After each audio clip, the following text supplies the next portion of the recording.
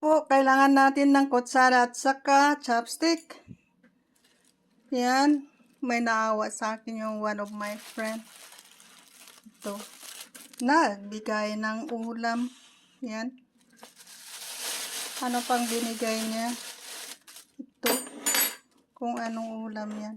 Kasi si grandma, last Thursday, na-disgrasya. Yan po ang kamay ni grandma. Oh.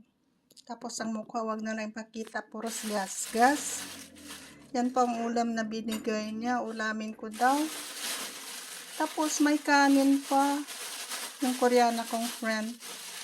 May kanin pa. Nagbigay siya ng kanin. Imagine. Siyang the only friend na sa akin, nakaalala. May mangga pa. Yan.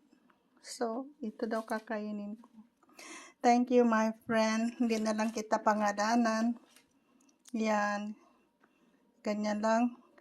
Hindi ko maayos-ayos ang bahay ko at masakit pa yung kamay ko. Anyway, hinay-hinay lang. Yan. Ano kaya itong ulam na binigay niya? Saka ko na lang buksan. Ayan na po yung ulam na binigay ng friend kong Koreano. Yan, niluto daw niya. Yan na po yung mangga. Kain po tayo.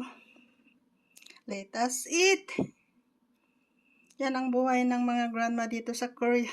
Mag-isa. Na disgrasya. Walang tutulong, no? Anyway, buhay. Mag-ano lang tayo. Try and try lang. Huwag nang madisgrasya next time. Yan na po. Kain na po si grandma. Bye-bye.